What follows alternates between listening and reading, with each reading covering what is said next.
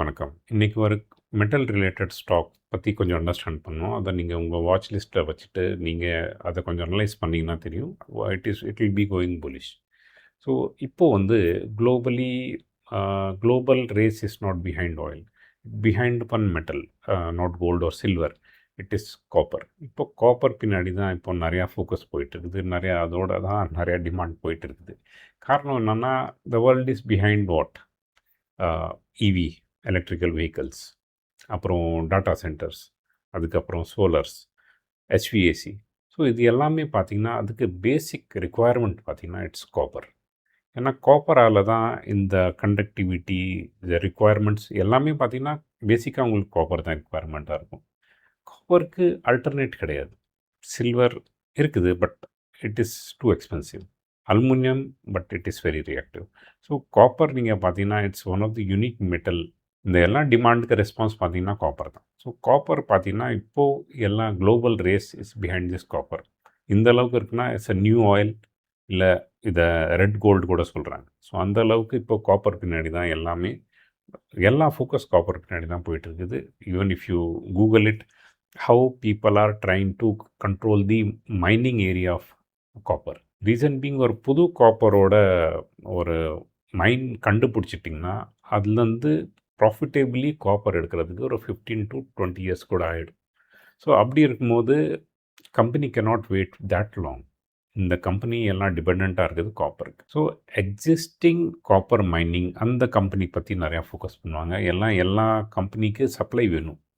நீங்கள் supply understand பண்ணிட்டீங்கனாலே உங்களுக்கு understand ஆகிடும் இந்த கம்பெனிலாம் எங்கேருந்து சோர்ஸ் பண்ணுறாங்க. இந்த காப்பர் நீங்கள் அண்டர்ஸ்டாண்ட் பண்ணால் இது it's not easy to replace it. காப்பரோட ப்ராப்பர்ட்டி பார்த்தீங்கன்னா you can not replace it. ஏன்னா எலக்ட்ரிக் மோட்டர்ஸில் இருந்தால் சரி, சார்ஜிங் ஸ்டேஷன், உங்களுக்கு சோலார் பேனல்ஸ், எல்லாத்துலேயுமே இதான் ரிக்குவயர்மெண்ட் இருக்குது. இவி பார்த்தீங்கன்னா ஒரு normal vehicle nearly 25 to 30 kgs of copper requirement இருக்கும் பெட்ரோல் வண்டிக்கு.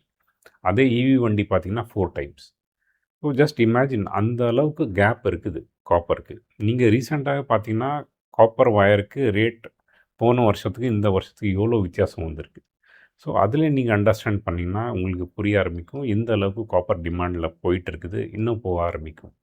So you have to focus on the company which are related to copper mining and copper processing. நிறைய investor என்ன பண்ணுவாங்கன்னா ஃபைனல் ப்ராடக்ட் என்ன இருக்குது, ஸோ அதை பேஸ் பண்ணி தான் அவங்க இன்வெஸ்ட் பண்ணாங்க. ஆனால் கொஞ்சம் நீங்கள் ஃபோக்கஸ் பண்ணிங்கன்னா அந்த என்டையர் வேல்யூ செயின் இருக்குல்ல, அது இங்கேருந்து இனிஷியேட் ஆகுது. அதோட பேசிக் ரிசோர்ஸ் என்ன, அதோட ரா மெட்டீரியல் இங்கேருந்து வருது. நீங்கள் இவி எடுத்திங்கன்னா அதுக்கு மோட்டர் வேணும், அதுக்கு காப்பர் வேணும். இப்போ நீங்கள் ஏஐ எடுத்துட்டிங்கன்னா அதுக்கு டாட்டா சென்டர் வேணும், அதுக்கு எலக்ட்ரிசிட்டி வேணும், அதுக்கு காப்பர் வேணும். நீங்கள் ரினியூவபிள் எனர்ஜி எடுத்துக்கிட்டிங்கன்னா சோலார் பேனலில் விண்டர் பைன் வேணும், அதுக்கு காப்பர் வேணும். ஸோ எல்லாத்துக்கும் பார்த்தீங்கன்னா சுற்றி வலிச்சு அது காமனாக வர்றது ஒரு காப்பர் மெட்டல் தான். ஒரு சிங்கிள் கிகாபைட் ஏஐ ஃபேக்ட்ரி செய்யணுன்னா உங்களுக்கு nearly 50,000 metric ton copper requirement இருக்குது. So AI maybe the future. ஆனால் அதோட பேசிக் பார்த்தீங்கன்னாக்கா காப்பர். ஏன்னா அதனால தான் they are going to process it. That is required for the data center. So electrical vehicle இருக்குது, டெஸ்லா, பிஒய்டி, இந்த எல்லாம் வெஹிக்கிளுக்கு பார்த்தீங்கன்னா compare to petrol vehicle nearly 4 times உங்களுக்கு காப்பர் ரிக்குவயர்மெண்ட் ஜாஸ்தியாக இருக்குது. Maybe this company may grow, Tesla அது பிஒய்டிலாம் க்ரோ அப் பண்ணலாம். ஆனால் பேசிக் ரிக்குவயர்மெண்ட் உங்களுக்கு இங்கேருந்து இருக்குது காப்பர். அதே மாதிரி wind turbine, so renewal energies, இல்லை உங்களுக்கு டிரான்ஸ்ஃபார்மர்ஸ், நீங்கள் பவர் லைன்ஸ், நீங்கள் எது எடுத்தாலும் உங்களுக்கு பேசிக்காக ரிக்குவயர்மெண்ட் இருக்குது காப்பர். ஸோ நீங்கள் என்ன ஃபோக்கஸ் பண்ணோன்னா primary company in India which is mining the copper, அந்த கம்பெனி கொஞ்சம் ஃபோக்கஸ் பண்ணுங்கள்.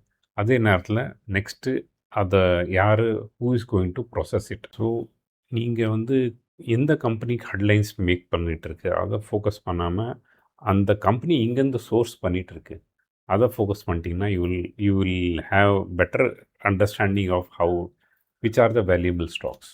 ஸோ இந்த விஷயம் உங்களுக்கு சொல்லணும்னு ஆசைப்பட்டேன். பிடிச்சிருந்தா லைக் பண்ணுங்கள். நன்றி, வணக்கம்.